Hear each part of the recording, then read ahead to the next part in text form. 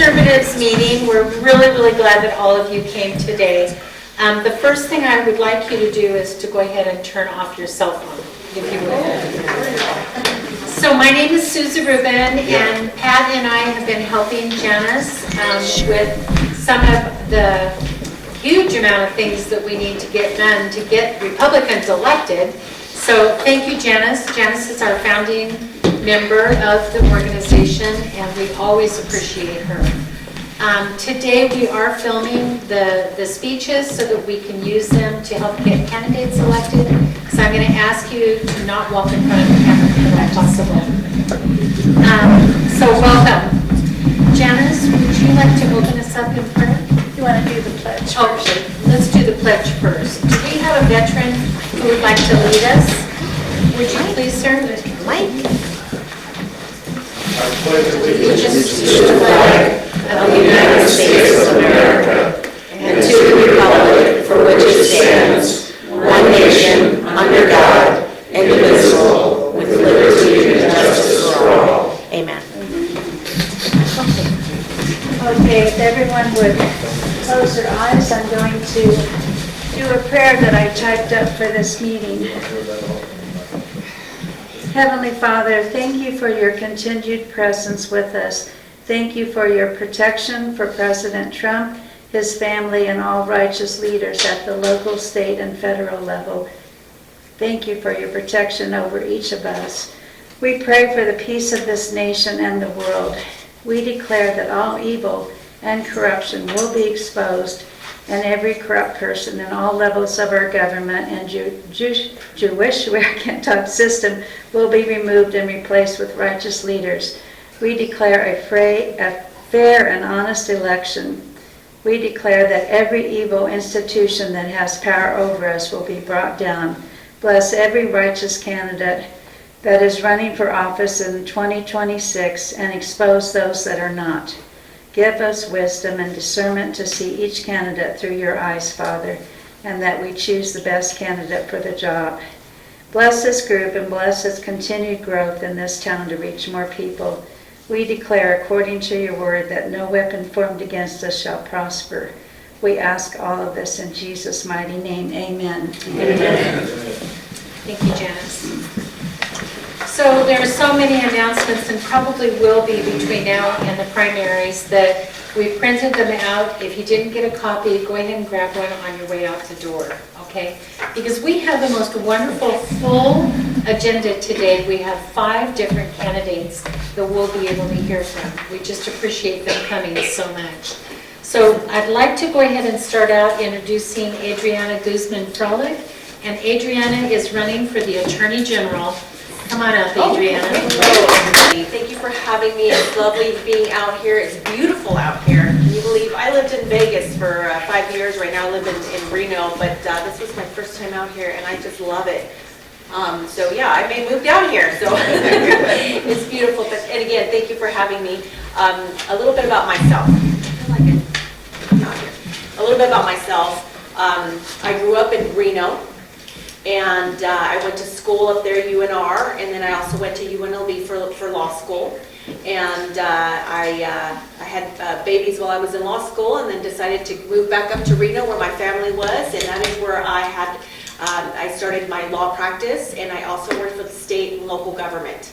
I worked for former Governor Jim Gibbons as his general counsel, and that's where I learned how important it is to have an attorney general that's going to work hand in hand with the governor.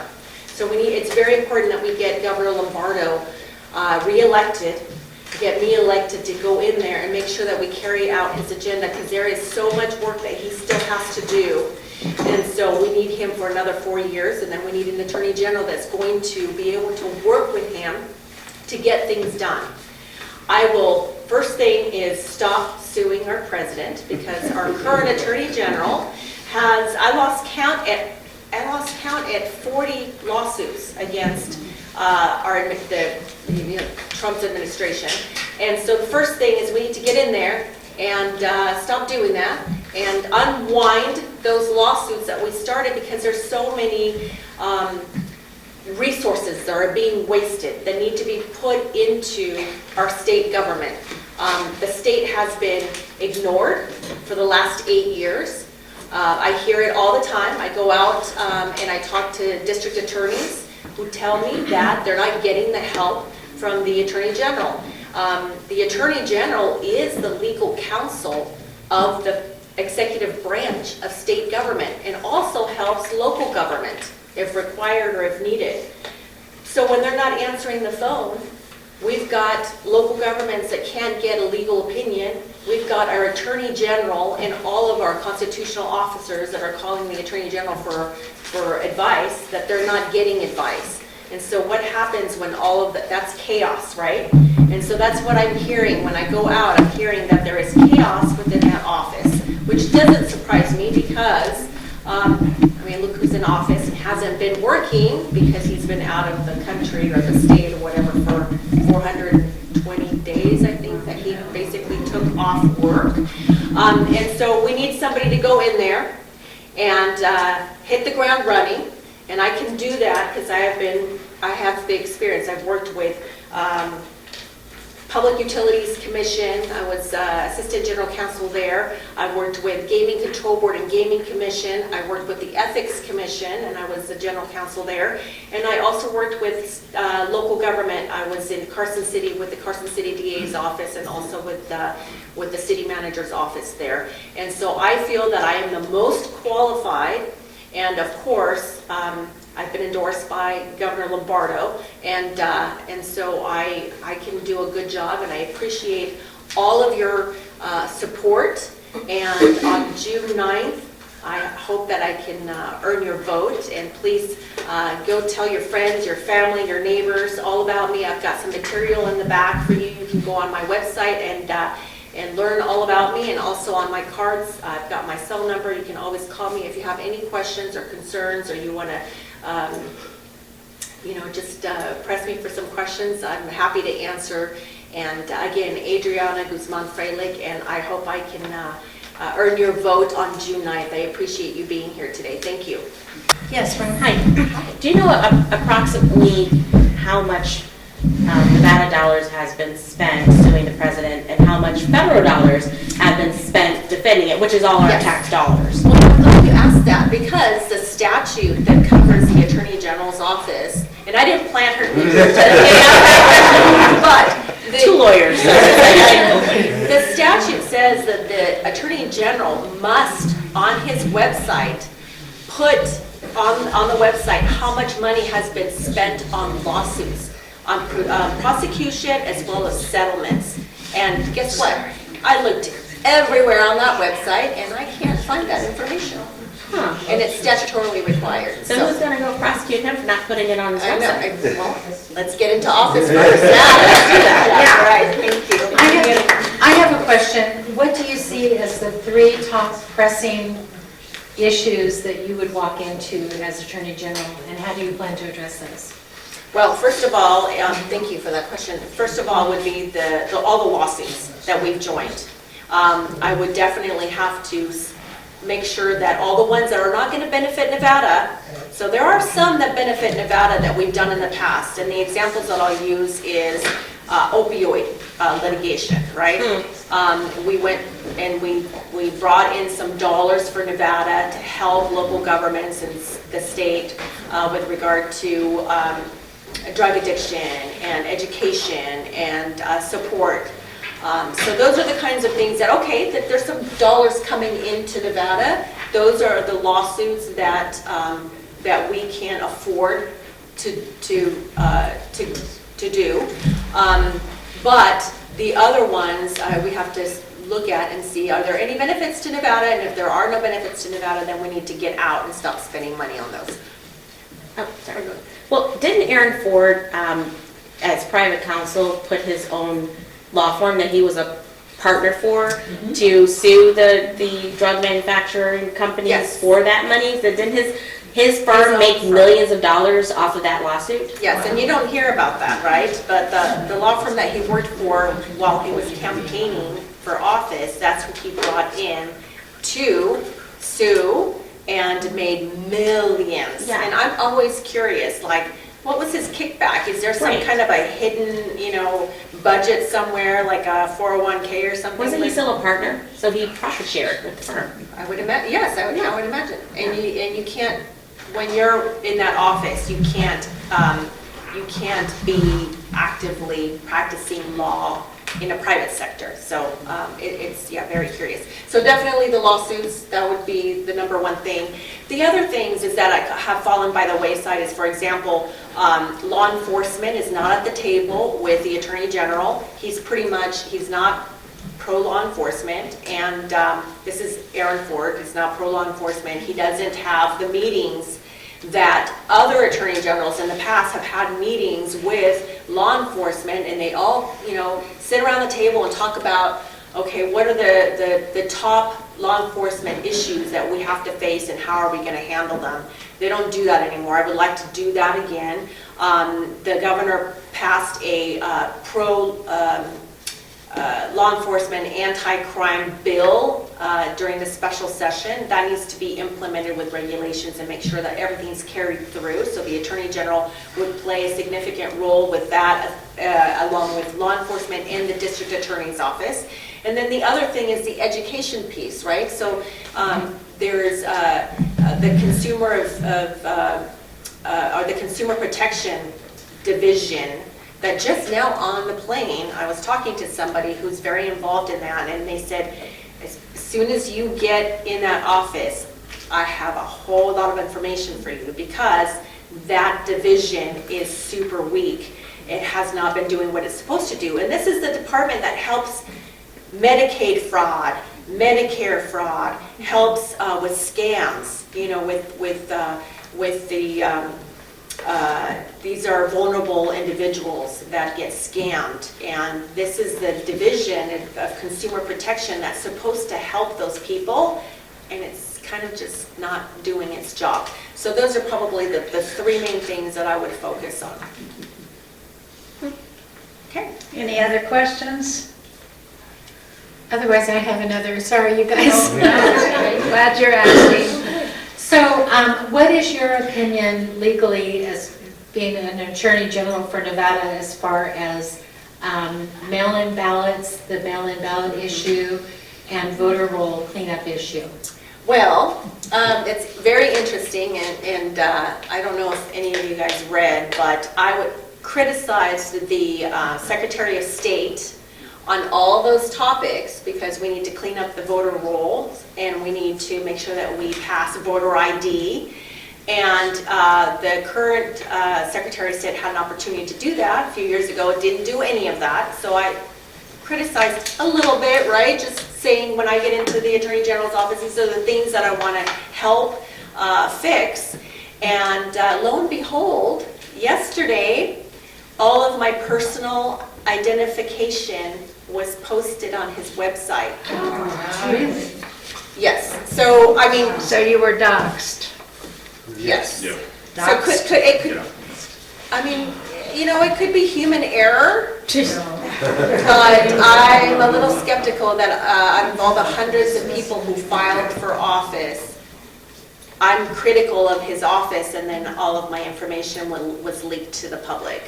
So I'm dealing with that now, and between driving over here, calling, making sure that all the the credit bureaus are frozen so that nobody steals my identity. I'm sure I'm on the dark web right now, but anyway, that's one of those things that I will definitely fight for, to make sure that we clean up the rolls and make sure that we don't have universal mail-in ballots, and then that we make sure that all that ballot harvesting is, either party can do it, but I know that the Democrats probably are not doing it honestly.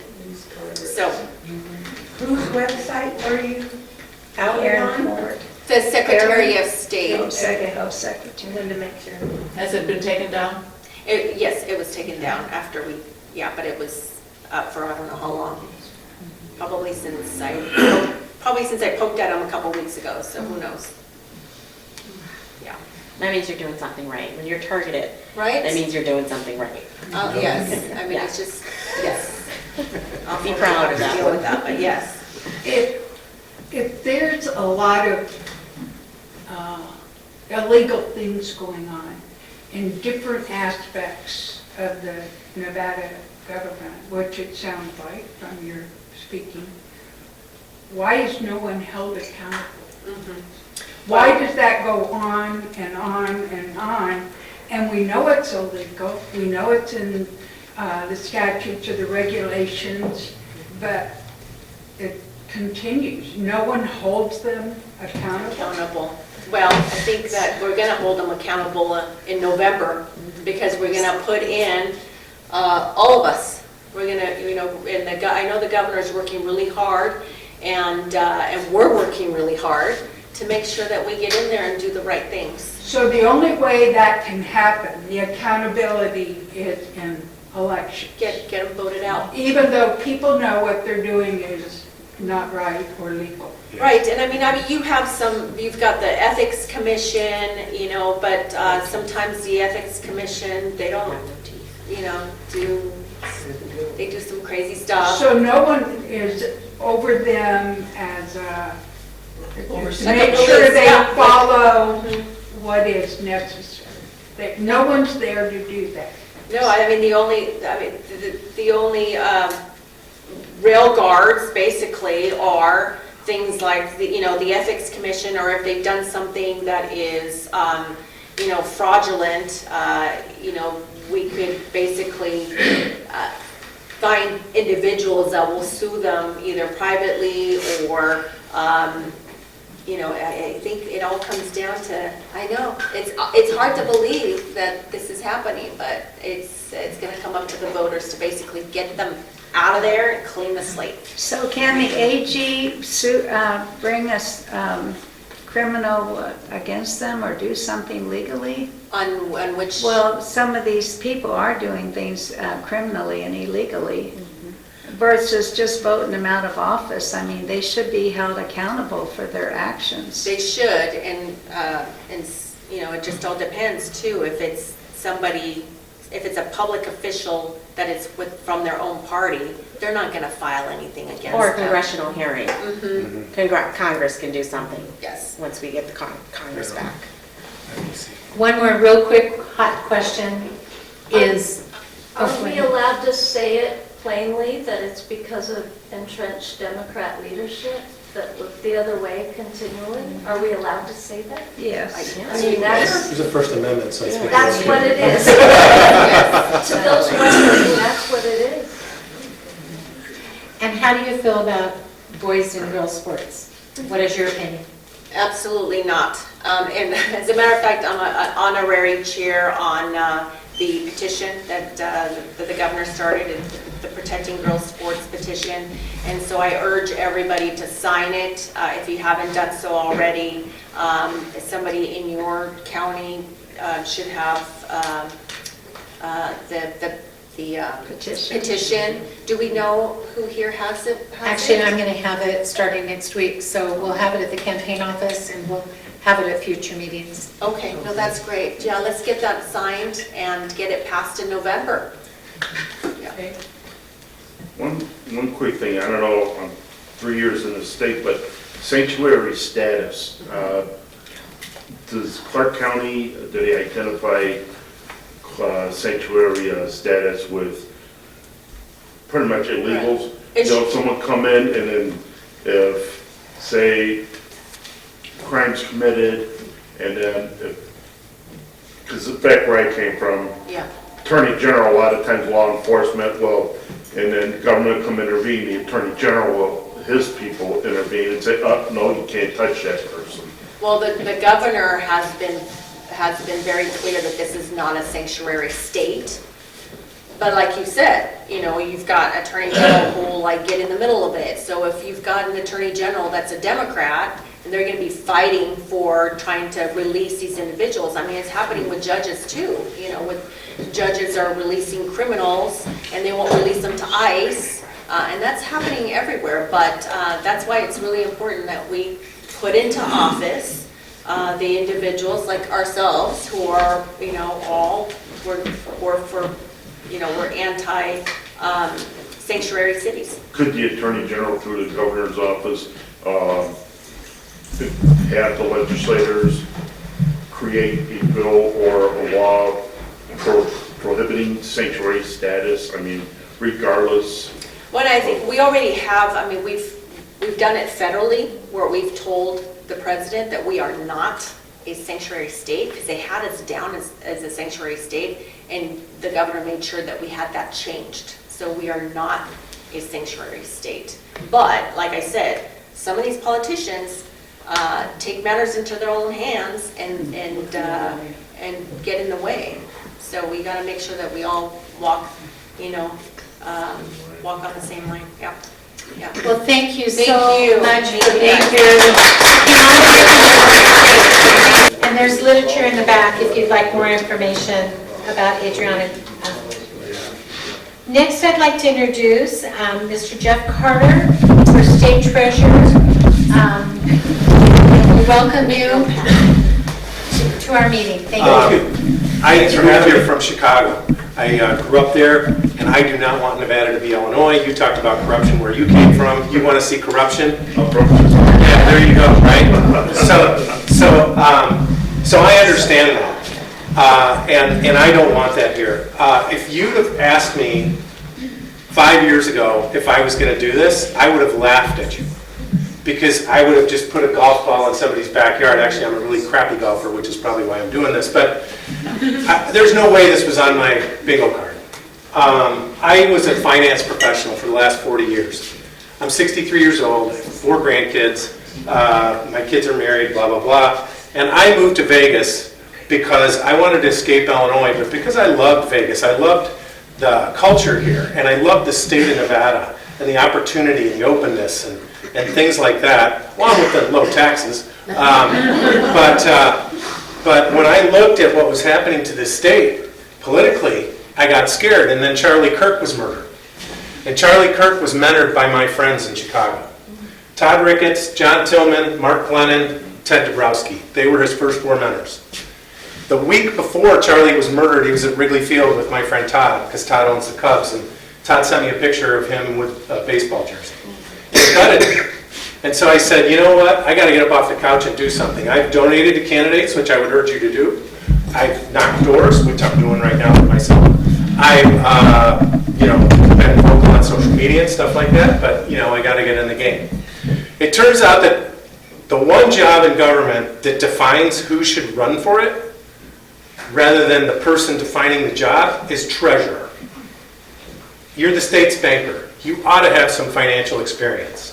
I have 40 years of it. My opponent in the primary has absolutely 0. As a matter of fact, in Chattanooga, when he ran a think tank, they kicked him out because he mismanaged the funds. So, and we have this documented.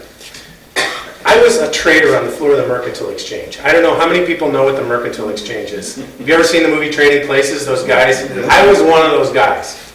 And it was physical. It was highly competitive. And I traded interest rate futures for 25 years. I traded calendar spreads, which is the yield curve. It's kind of what the treasurer does. And I did that successfully. I made millions. I lost millions. That's the way that business goes. You win some and you lose some. But I made a lot more money than I lost. And I was on the board of directors at the Chicago Mercantile Exchange. And at the time, we even traded our seats. Those are those little badges you see on people's jackets. I bought my first seat for $580,000. It was worth $1.2 million 2 years later. It was worth $280,000 in 1998. I ran for the board at the Merc and was put on the board by my peers. 15 of us remade the entire exchange. We were a nonprofit exchange. We went for profit. We went public in November 2002. And it's the largest exchange in the world. It was worth $100 million when I joined the board. It's worth $120 billion today. More money flies through that place in a day than the New York Stock Exchange sees in an entire year. That's how big it is. It's industrial finance. It's where people manage risk. The people on the opposite side of my orders were Morgan Stanley traders, Goldman Sachs traders, and all the professionals on Wall Street. And I competed head-to-head with them with my own money. With my own money. And we used to joke when I would speak at colleges about trading and venture investing, if I had a good day, my wife shopped at Hermes, and a bad day, she went to Walmart. And sometimes they were good days, and sometimes they were bad days. So But I did that, and one of the first things you learn on the floor is that your word is your bond. Because I'm trading with you in a pit. It's face to face, and I may be trading with this guy here, and I may say, I want to sell you 100 at a half, like that.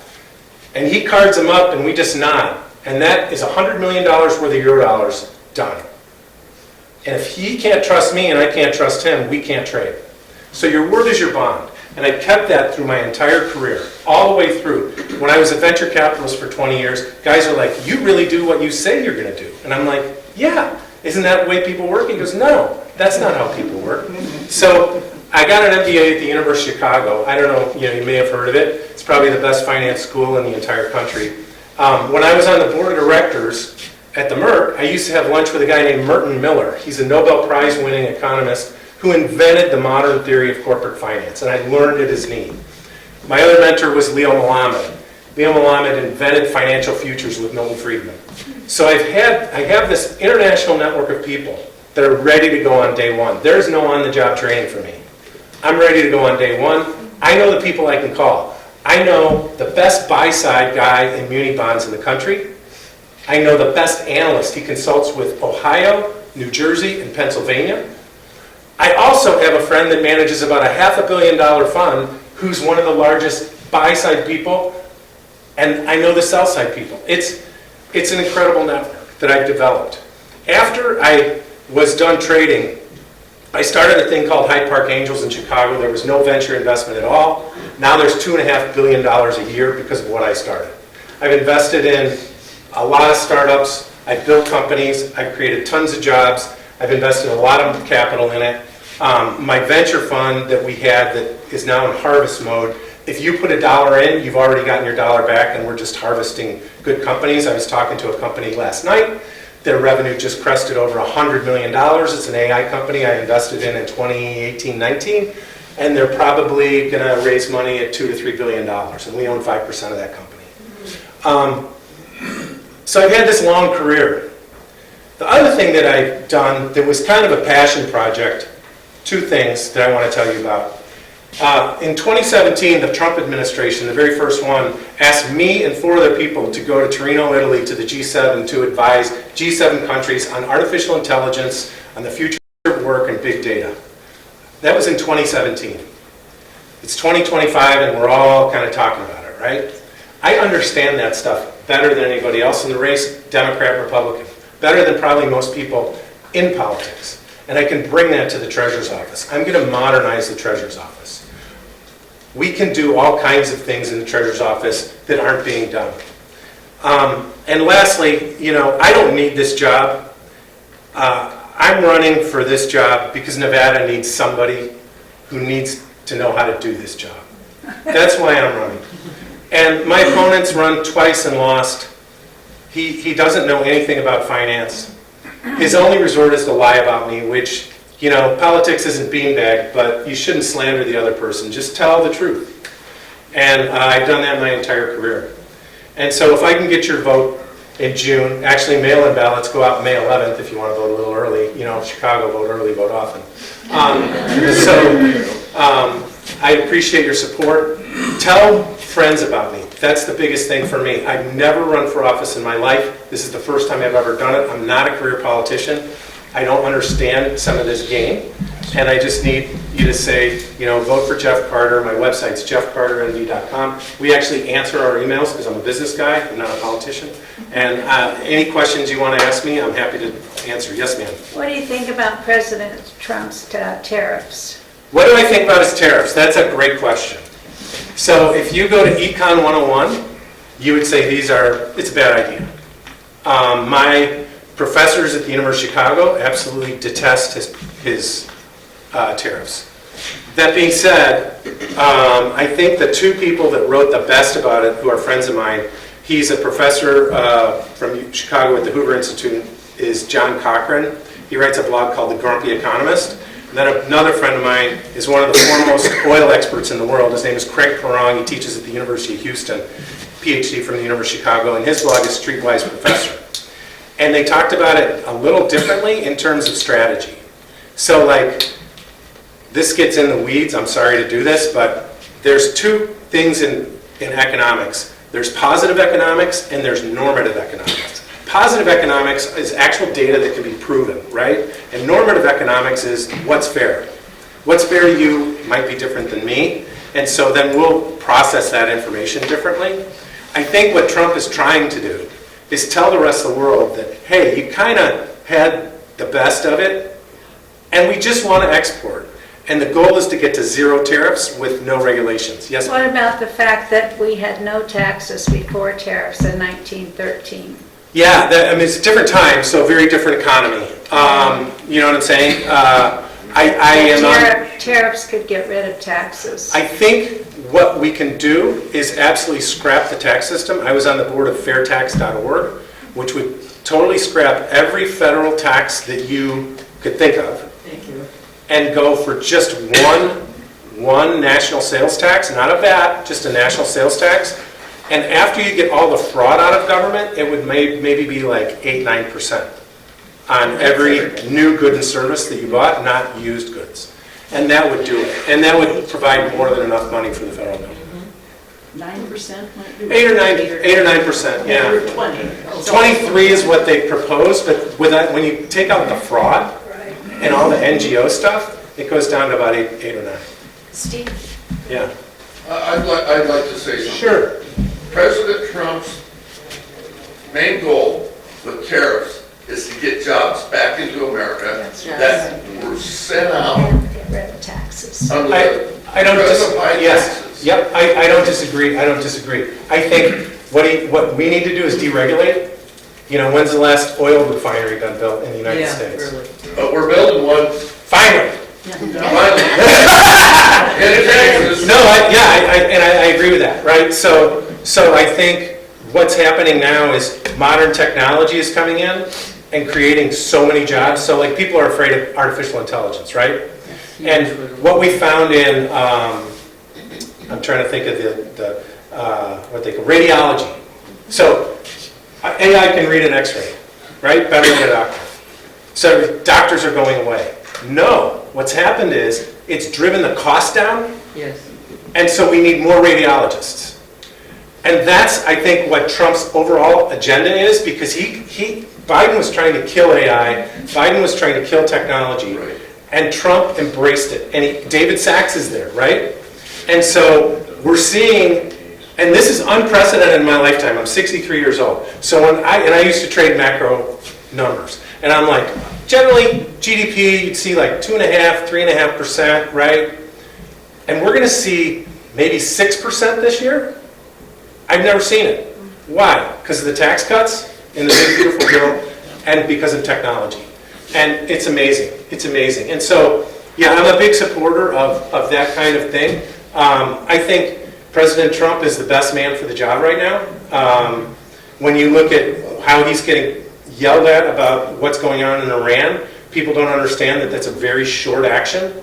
And when the oil flows, it's going to go back probably below $55 a barrel. Yep. So, I mean, now it's painful. I mean, I have a diesel car, and it's a pain in the butt to fill it up for one. But, I mean, yeah, I mean, so I think he is doing a great job. I think Scott Bessent's probably the best Treasury Secretary in my lifetime. I know people that traded with him, and he was the best macro trader in the world before he took that job. He's an amazing guy. I don't know him, but I know people that know him. So. Well, thank you Sure. very, very much. Thank you. We appreciate But I remember that I have copies of that petition in my car, and I went out and got them. So if there are folks that would like to sign the governor's petition to protect girls' sports, before you leave, I have three copies here that I could let people sign. Thank you, thank you. So after the meeting, if you want to sign the petition, we actually have it here. So thank you, Sue. Now, Adriana and Jeff both have another commitment back in Vegas, so we're going to say goodbye to them. And now I would like to introduce our next guest, and that is Rhonda Kennedy for CD4. Give her a warm welcome. Good afternoon, everyone. I don't know how I'm going to follow those two, but I will try. Very interesting financing, and of course, the Attorney General, maybe the Attorney General, is very interesting, and kind of follow those same lines with Aaron Ford's so corrupt. But anyway, Ronna Kennedy, I know I see a lot of familiar faces that I was here in Mesquite when I was running for Secretary of State. I'm sure many of people are wondering, how did that happen? Well, let me tell you how that happened. I was 12 points ahead in the Secretary of State race, so my primary was kind of locked up. And I was asked by the NRCC in the White House to actually step in for CD4 against Horsford. There was some general polling done, and it seemed that I was the only one that could actually win a general against Horsford. So as you know, we're not focused on the primary. Everyone's always focused on a primary. So what? I've been the Republican nominee 3 times in a race. I won in 2020, but we can't focus on a primary. We have to look at the finish line. The finish line is the general. We need to flip this seat, and I'm the one that can flip this seat when I get one-on-one with Horsford.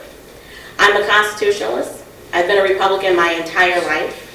I'm the actual American descendant of slaves, which means Democrats have never been my friend. History shows that. And that's what I need to educate a lot of African Americans.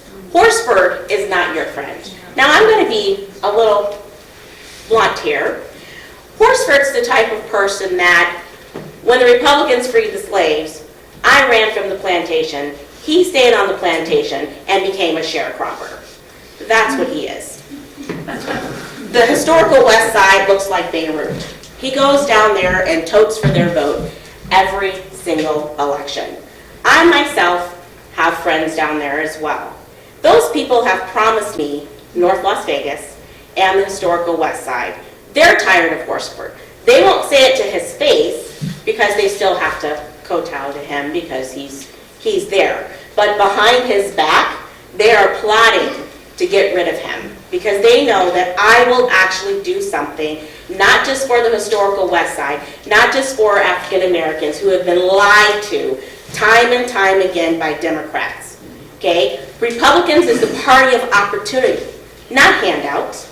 It's always giving the tools to pull yourself up. Not a handout, but a hand up. President Trump did that when he had the Platinum Plan. Have you guys heard of the Platinum Plan that he introduced in 2020? I was there when he introduced that plan, and he endorsed me at that convention.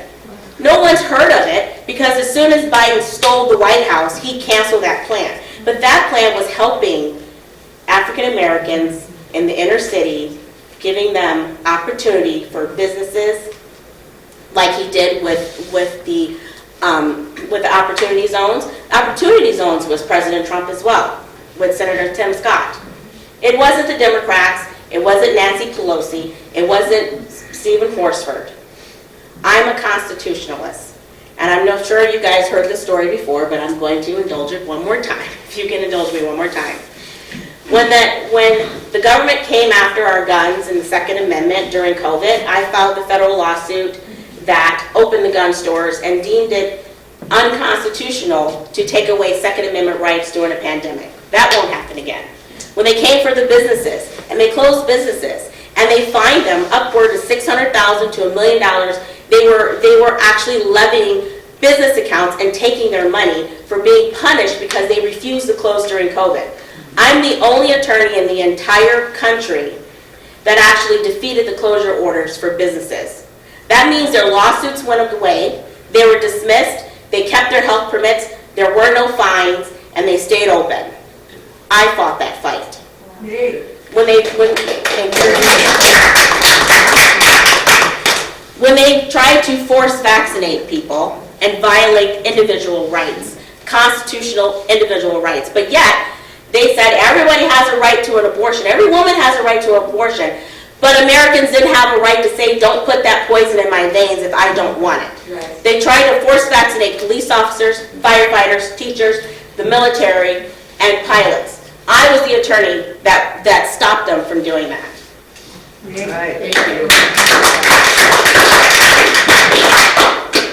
When it comes to Congress, that's where the fight is going to be.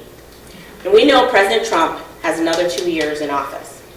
The first thing that Democrats are going to attempt to do if they take the House is, again, attempt to impeach our president.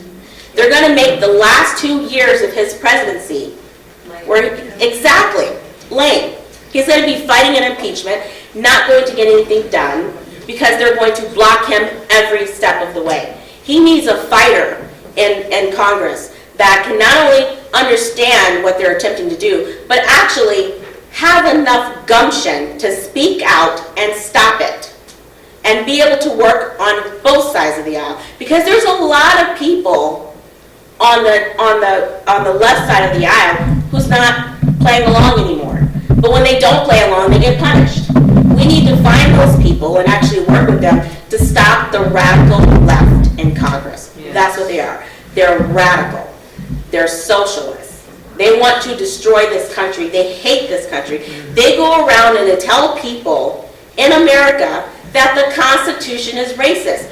Where do you get that from? If it wasn't for the Constitution, there would be no equality.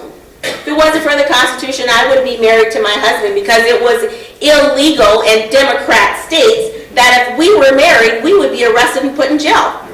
It was the Constitution that protects our everyday life.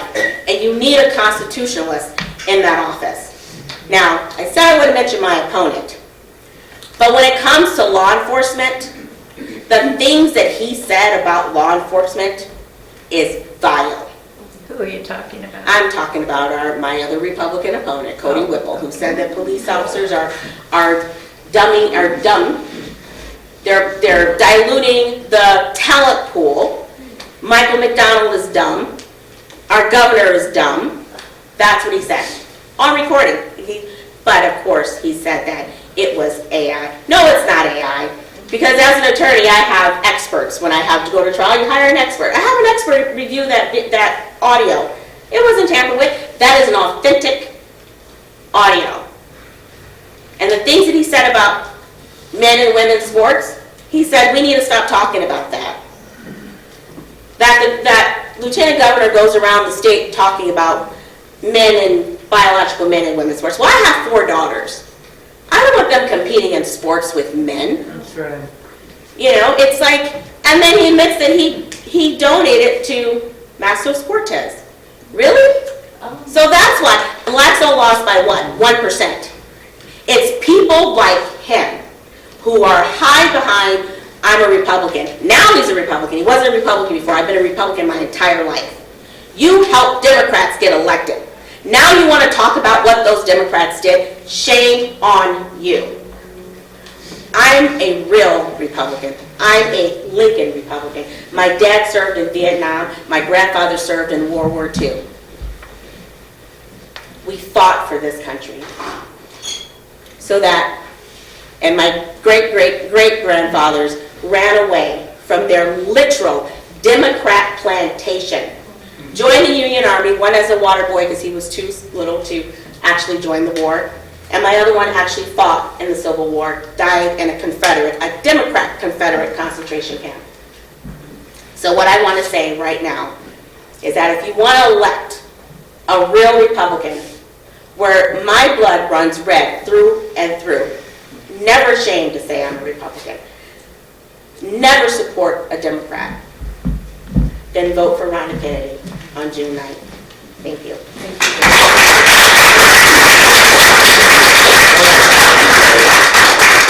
Are there any questions? Yes, Ron? What specific problem in Nevada will you fix first, and what measurable results should voters expect in your first year? My first year is I need to fix our elections. Now, I know you've heard many people say that, but I've actually had the longest running 2020 election fraud lawsuit in the entire country. My lawsuit went on until mid-2024 from all the election fraud that happened in 2020. candidates can stand here all day long and ask for your vote. And you can vote for those candidates. But if we don't secure and protect our elections, it will do no good. And that's what President Trump is trying to do right now, except he can't, that nobody wants to look at the fraud and protect. What's so hard about securing our elections? What's so hard about one person, one citizen, one vote? It's pretty simple. Exactly. It's pretty simple. They cannot cheat if we pass that bill. Exactly. Exactly. And we know it. Exactly. And just rush in and just have illegals here. Now, I say that because I've experienced in 1987, my uncle was murdered, shot and murdered by an illegal who had police contact 4 times. The police had contact with him 4 times for violent acts, and he was still in this country long enough to murder my uncle. And to see people like Horsford, who marches and says, oh, and protects illegals, is absolutely appalling, because what happens is that most of the illegals that come here, and they're the gang members like Trump talked about, they target the African American communities. They target the African American communities, but you have people like Horsford who protect them. I don't understand why. Do you find it your biggest challenge in campaigning is try to convince minorities that, Republicans are not what the media describe them to be? Because like where I come from, I'm just like an oddball, because where I work, everyone around me is a Democrat. My parents were Kennedy Democrats, but I was a Republican in my neighborhood. And every time I went to go vote, because I was a city worker, they right away assumed you were a Democrat. And I'm like, no, give me a Republican. And the only thing that saved me from a lot of grief was, well, I worked for the fire department. I didn't work for like a public department of streets or whatever.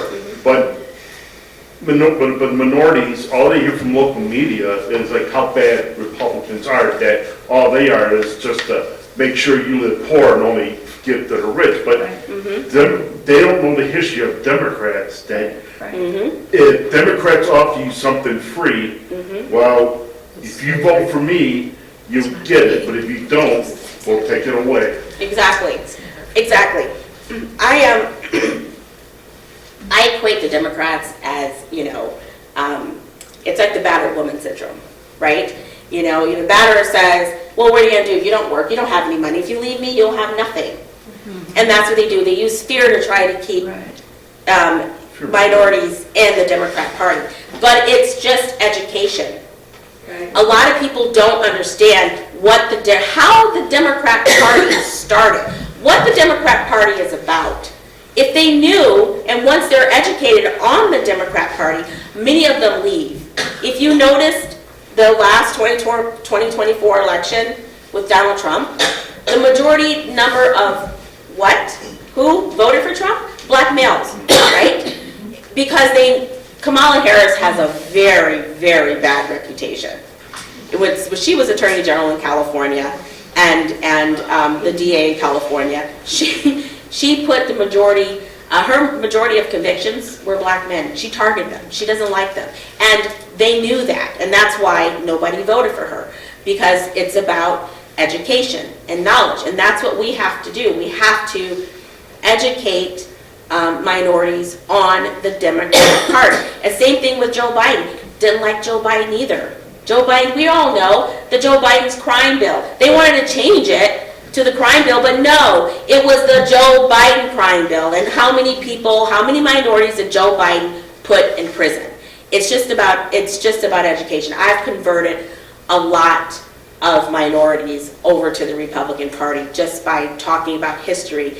And like that whole switcheroo thing, the Democrats who owned slaves switched and now they're Republicans. Well, answer me this.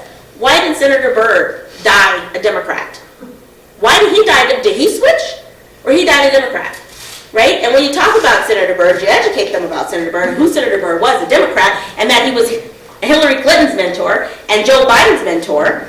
So you have the Grand Dragon of the KKK as the Clintons' mentor, and that the Clintons were actually members of a whites-only country club until Bill ran for president. And why didn't they switch over and they were Republicans?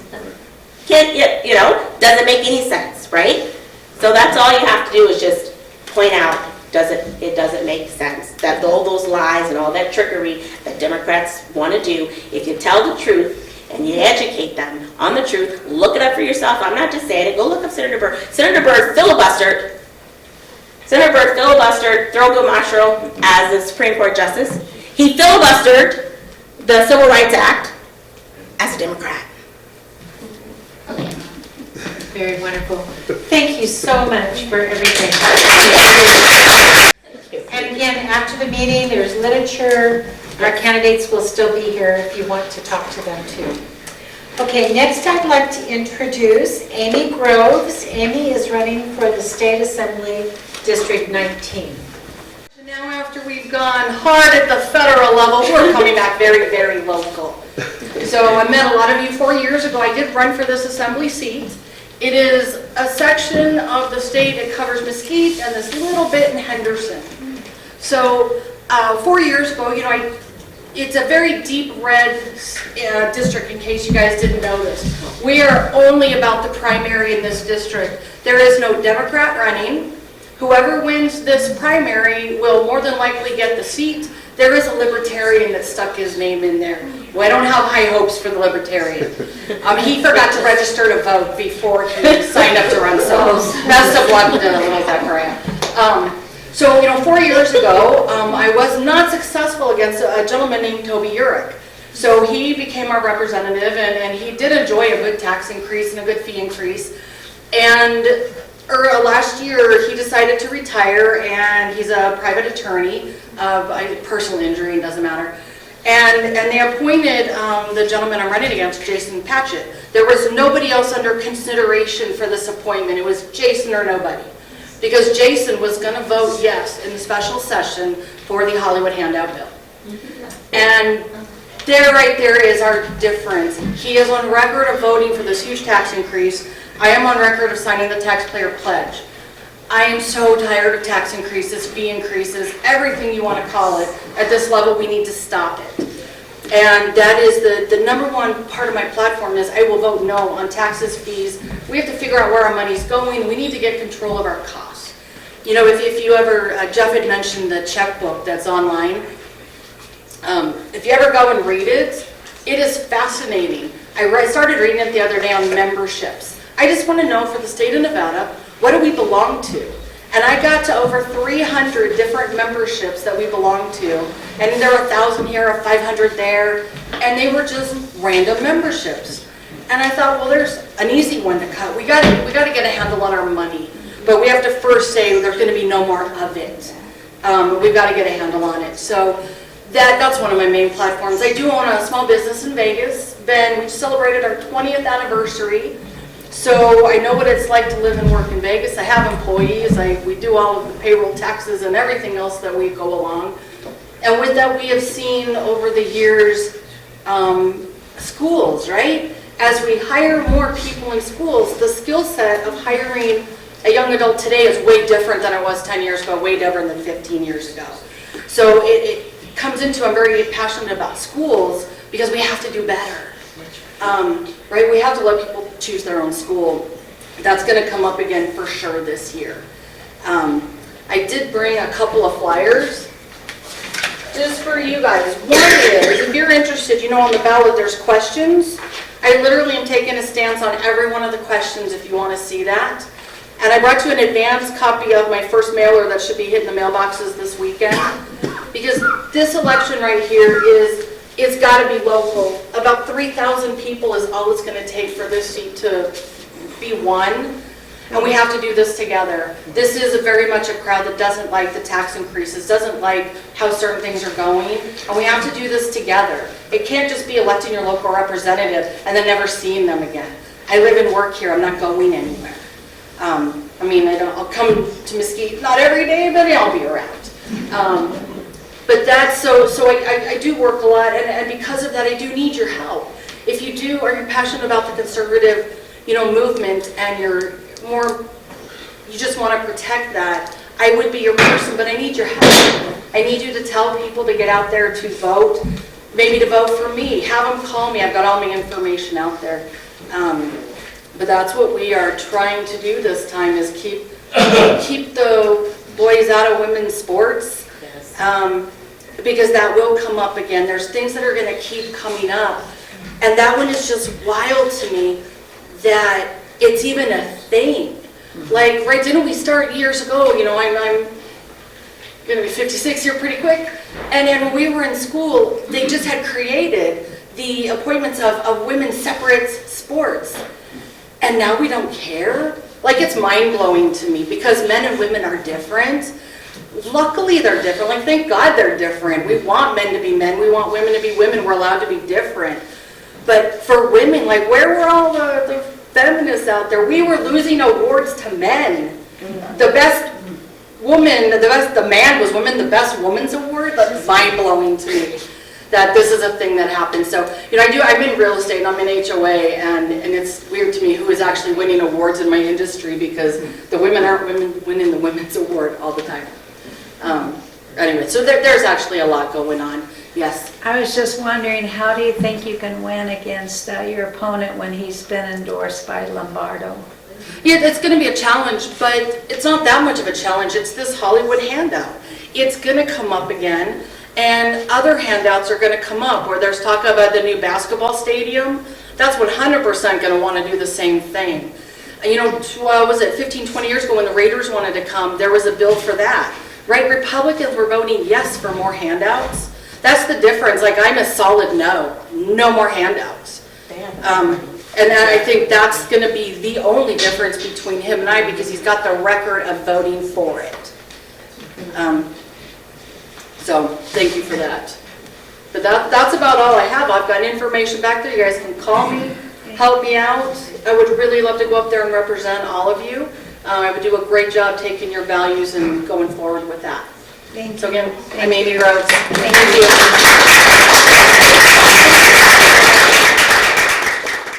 I'm telling you, this is great, isn't it? Just hearing right from them. Last but certainly not least, we have Robert Kurth, who is here for District Court, Department 13. Give him a warm welcome. Let's see. Is everybody else standing outside of this podium here?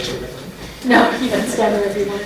So my name is Robert Kurth. I'm running for a District Court Judge, countywide race, Department 13. It's an open seat. Right now in that position, the judge is retiring. It's a business court position. But it could be, we don't know what it's going to be exactly, because what they do is they have a chief judge that they elect. That's going to be Tiara Jones. And she's going to decide, are we going to have this position handle criminal cases, or is it going to handle civil cases? Or a lot of the courts now are handling a mixture, right? Maybe half criminal, half civil, something like that. So a little bit about the district court, I'll tell you that, then I'll give you some more information about myself. So everyone votes for it, it's a nonpartisan race, okay? Anyone, you live in Mesquite, Laughlin, well, not Laughlin, yeah, Laughlin, Boulder City, right? Las Vegas, North Las Vegas, Henderson. And what they do is they hear civil matters that are over $15,000. The lower cases go to justice court, right? So you have the civil dispute, you have a probate litigation, errors that are against each other, unfortunately. You have some of that stuff that goes on. You have real estate, commercial disputes, land right, water rights, whatever it is, right? Breach of contract cases, all those cases go before the district court. And then you have your felony criminal cases and gross misdemeanors. Crimes are classified by punishment. So a misdemeanor case, if you got charged with, I'm sure nobody's here has been charged with a misdemeanor, but you could get up to 6 months in jail, okay? A gross misdemeanor, you could get up to a year in jail. So those cases, the year or more, right, a year in jail, that gross misdemeanor goes up to the district court, and the district court judge is the one who sentences that person who pled guilty or is found guilty of committing that crime, right? They hold the jury trial or the bench trial. Also the felony cases, so any case that you could get a year or more in prison, up to life in prison. So that could be a drug possession case, it could be a robbery with a deadly weapon, it could be battery, substantial bodily harm, it could be murder, just whatever, right? Just wide range. Which that's right. Voter fraud. Oh yeah, voter fraud, right? They would handle those cases, you know. Somebody living in the right area, what's going on, or did they vote too many times, things like that. So they handle all the major disputes and handle the trials for all those. So a little bit about myself is I grew up in Las Vegas. I've been there since I was 3. I went to school at BYU, came back, married my wife, who I brought with me today. I'm thankful for her. We'll be married 40 years in August, so I'm glad she's been still putting up with me for that. So we have 4 children and 5 grandchildren. My son is a sergeant with a recent new sergeant with the Metropolitan Police Department. I'll go back over to your thing, sorry. My daughter is a school teacher in the Clark County School District. One of my daughters is a dental hygienist, runs her own business, and another one of my daughters is an esthetician and has her own, she's also in sales. Okay? So they're all doing very good, very well, I'm proud of them. I think it's important to know a little bit about that and about me, because how do you select a judge? Who are you going to pick? How are they going to, what kind of person are they, right? What kind of background did they come? Just like my background growing up was in the construction background. I was a permit iron worker for a little while. I worked full-time while we had 1 child. Right before our second child was born, when I went to law school, bending rebar, you know, and doing things like that while attending UNLV full-time after I got married young.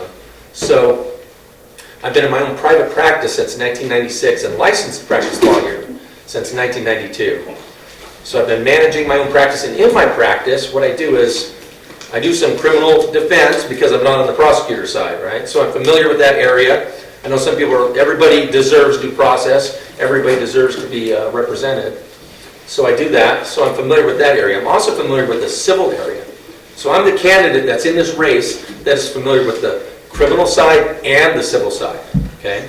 Like I can handle your will and your trust, your power of attorney, your probate, some litigation there. You have a car accident case, they didn't settle, you need to file a lawsuit, I handle that. You have some breach of contract case, a property dispute, I handle that. I've handled cases like before the Nevada Supreme Court. I helped make some new law years ago on a very complicated self-insured workers' compensation case that had affected school districts, cities, self-insured employers throughout Nevada. So I have this wide range of experience where I've been in a lot of courts. I was in the Reno District Court on a criminal matter not that long ago. I've been in courts throughout the state, up in court in Mesquite sometimes, up here. Okay, I've appeared in the Nevada Supreme Court, the Nevada Court of Appeals, the Utah Supreme Court, Utah Court of Appeals. So in my practice, it's just a general. I also do a lot of family law, so I can tell you. So I know how it all works together. So when somebody comes before me, I'm going to be able to understand all those issues that they have. They're going to say, well, I had this custody case, or I had this guardianship problem, or oh, my child support, you know, this criminal, I can't handle this, or can I go to jail, or what's going to happen with my kids in Division of Child and Family Services, or CPS, or, you know, things like that. So I'm going to be a judge in this department that's going to use that experience, that's going to be fair, that's going to listen to your concerns, that's going to respect your rights, that's going to be tough on crime, but I'm going to be fair. You know, we have different people come from different backgrounds, different situations, different things happen, right? And I'm going to, most importantly, uphold the Constitution, okay, and enforce that. Because we have to protect the amendments that we have, right? We have to protect our Second Amendment. We have to protect our First Amendment, all the amendments that we have, okay, all the Constitution. Yes. Who's running against you, do you know? In my seat, it's an open seat, but there are two other opponents in there. One is Adam Gans, and one is Christopher, I think it's Christopher Howell. I don't have it in front of me, but I always look up to see if they're Republican or Democrat. Do you know about yours? I don't know that I can comment on what they are, but if you ask me, I can tell you what I am. I know you're right? Republican. So when I've been, you know, since I turned 18, I registered to vote, and, you know, I'm a proud conservative. Where are they? Yeah, you'll have to. By a guess. Yeah. Huh? By a guess, what do you think? Well, you know, and I'll tell you, just since it's come up, because it is a little bit, and I just want to talk about myself, focus on myself. But there is an endorsement. Unfortunately, I didn't get the endorsement, but I know it's going to have an impact on probably a lot of Republicans, because I'm sure it's going to be circulated through a lot of the Republican groups. And but it was this third branch PAC. So, you know, I don't know what the situation on that is, but either way, I just want to make it aware. I would like you to look into me and consider me. Yeah. And look into my background. Who endorsed him? Who endorsed that person? That third branch, that's an organization that's a spin-off of the Nevada Republican Club. Oh, okay. Yes. Yeah, they don't always do the best endorsements, so. Not commenting on, I'm just gonna bring it up because I know it's gonna get circulated through all the Republicans and CCRP and all that. She's got a question. Yes. I think your job is terribly hard, and when you have to make a judgment on a case in front of you, how do you do it when you hear this side, that side, and maybe personally inside you think this guy really is right, but the evidence or whatever throws it the other way? How do you handle that? Yeah, those are difficult situations. I was just working on a case the other day, but not as a judge, but as an arbitrator. So I'm an arbitrator appointed through the 8th Judicial District Court, where I've heard hundreds of cases, and they just raise those limits. So you hear any case, if it comes into dispute in the courts, they send them to an arbitration program if they were $50,000 or less. Okay. Now they just raise that limit to $100,000. So they're really trying to push more things because of the overcrowding of the courts through the arbitration system. And sometimes you hear things and you look at it and you look at the facts, but you have to apply the law. So whatever the law is what the law is. And if it comes out unfortunate for somebody, that's just, you have to follow the law. That's the legislature, right? The Congress, the Assembly, they have to change the law, right? Our state Senate, our city council, county commissioners. So whatever those laws are, we have to follow those, and that's what I have to do. Yes? In your opinion, how do we handle this problem with repeat offenders? It's a huge problem, right? It's huge. We look at a lot of things over time. There's not enough, I can tell you there's not enough services. And I can tell you in my practice of law handling or being involved in the criminal system, most people that commit crimes that I see have a substance abuse or mental health problem. Domestic violence, alcohol, I would say is always involved. Okay? Methamphetamine, drugs, right? Whatever it is. And theft, credit card, forgery, all these things. Usually people have substance abuse. Now some have a mental health. And the question is the mental health feeding off of the substance abuse or substance abuse feeding off the mental health? But it's both. And there's a lot of times you would like to find some help for some people, but when somebody, there's not a lot of services, I can tell you that. There's not enough to send some people to. But if somebody keeps committing the crime, I was sitting in court the other day and I was listening to somebody make an argument before the judge or whether they were going to get their probation revoked or not and get sent to prison. It's like, well, they've had this substance abuse. Well, they had the substance abuse problem for, 20, 30 years. And you have this many chances, it's time. A lot of times people don't get cleaned up until they're actually in jail for a while. But then you get back out, you're back in the system unless they fix that. I don't know if that answers completely your question. Probably won't go too far. Well, Okay. You're heading in the right direction. Yeah.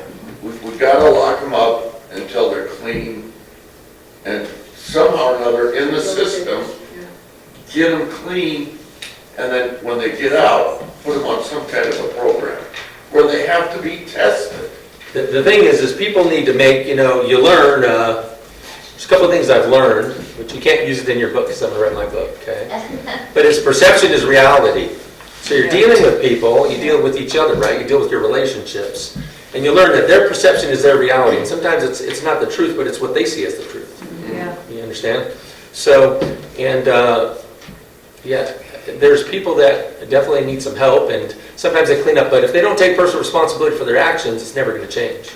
Yes? Yes, and I think a lot of it has to do too with our legislators, because the judge is only limited by the legislation, what the sentencing guidelines are and what punishment can be offered. So we need to talk to the legislators about changing things in regards to mandatory treatment. Thank you for bringing that up, because that's something I just want to bring up, because somebody probably has a question about that quick.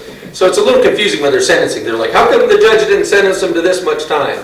So let's say somebody has a 1 to 10, okay? The most the judge can sentence them to is 4 to 10, okay? So they're going to do 4 years on the bottom before they're eligible to get out of prison if they don't give them probation, okay? They could do 4 to 10. They could end up doing more, but they're eligible at that bottom. The bottom number can't be more than 40% of the top. And then different ones, you'll see some people get upset because on the lower felonies are like A, B, C, D, E, like E is mandatory probation. So when you get down to the lower ones, they get certain time and credits off, but that's all according to the law and according to what we have built in. So if people don't like some of those credits, like if somebody gets on a lower one and they get sentenced to say a 2 to 5, they might only do 14 and a half months, or maybe a few months less than that. They might not do the 2 years, okay? But that's if they're getting all these good credits and things like that. But that's the legislature has changed that. And if they're didn't get bail and they're locked up until trial, they may go to trial and then get out because they did their time because they're in. Right, because they've already been sitting in the jail for so that it looks time. like they just got out. Yes. So, Yes, sir. what does justice mean to you when the law and fairness don't seem to line up? When the law and fairness don't seem to line up. Well, I mean, I think justice is The law is blind, the law, right? Like yeah. you see the statute, The law's the law. yeah. the Even law- if it's not fair. Yep, you have to apply it. I mean, sometimes somebody has to change the law. If that's, and that's not the judge's job, right? I'm not going to be a judge who's going to legislate from the bench. Okay, I'm more of a strict constructionist type of person. Good. Okay? Thank you. Okay, thank you so much for your time. Yes, ma'am. In voting for judges, I tried to find information out about them. And I found it near impossible to figure out anything other than whether they were married, whether they had kids, and how Sure. long they served on the bench. What kind of information is out there that we can look at that could help us know? Do you know? I don't know, I think you just got to find out or look around in the community and, and sometimes you got to be careful what you find out, right? Or what's out there. But I don't know that there's anything really, some people say, oh, I'm this rated by Martindale Hubble, but just kind of I think it's more important, in my own opinion, who the person is, right? Where do they come from? What are they going to do? Some judges get on the bench that I see and I think that they have, I would say, black robe fever. How do we get to know and able to discern what? I think you have to look at some of their background, and if you don't have that, like myself, I'm not sitting on the bench, so you can't say, well, how did they rule on this or that? But sometimes you don't know, right? You don't understand the intricacies of the case. Yeah. You don't know what all the facts were and everything that was presented at the time, so sometimes we jump to some conclusions. But I think knowing what their basis is, or like Janice was saying, We right? do the research too and try to help you with that. Yes.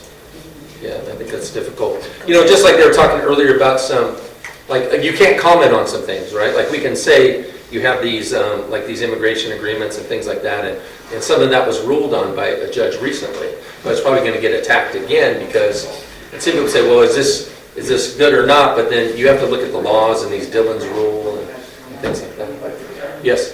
Does the Las Vegas Police Officers Association do ratings or interviews for judges? They do. Sometimes they do have an endorsement process, but but they did not have. They endorsed one of my opponents before. I don't know, before I was even in the race. So my understanding. But you haven't been contacted to be interviewed by them or anything? No, not that association. Okay. But and I'll just tell you, I mean, I hate to say about endorsements are endorsements, so take it as it is. You can say yes, but if we were all in a room together, or if we had 9 of us, and 5 voted for one person and 4 voted for another, then the one that got the 5 votes is going to get the endorsement, right? But we don't know what the vote was. Maybe it's 9-0, or maybe it's 5-4, or maybe it's 6-3, right? But whoever gets the one, if we had a majority, that's who's going to get it. So I would just say, I mean, obviously we all want that. I'm still working on some other ones myself right now. Okay? I mean, I was endorsed by the, although I think I can, well, you asked me if I'm that, like the Nevada Young Republicans or whatever. Okay? Okay. Wonderful, thank you so much.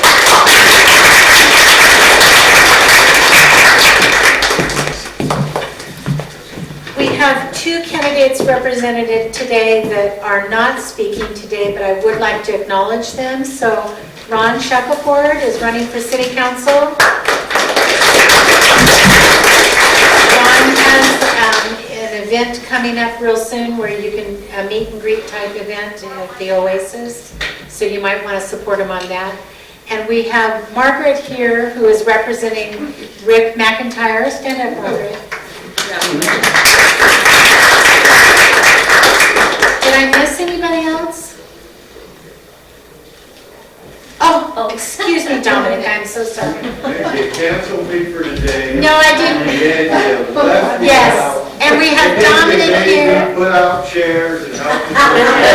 He's a team I player. was trying to suck up for an introduction and you just kicked me in the ass. I'm so sorry, that's why I asked. So Dominic is going to be speaking next month. He graciously, Adriana could only come today because she's from the Reno area. And so Dominic graciously accepted speaking next month. So our next month's meeting is on May the 5th, the first Tuesday of the month. It'll be here again. And so we're going to keep having great candidates to listen to. You have the announcements. If you didn't get an announcement paper, please pick some up over by where Pat is.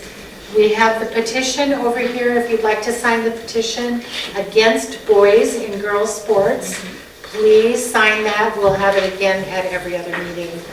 And last but not least is so that we can pay our rent anytime you're able to make a donation to us.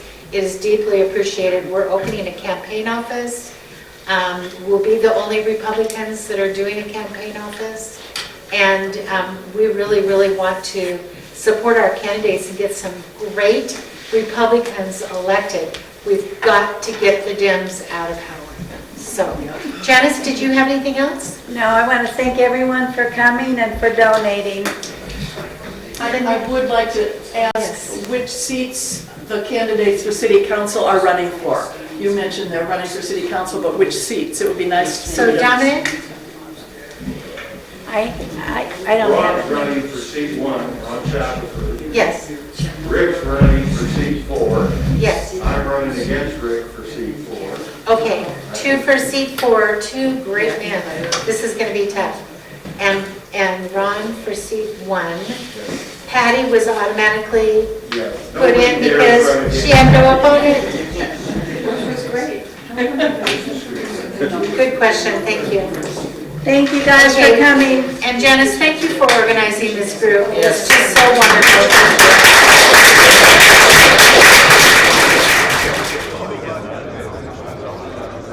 Thank you.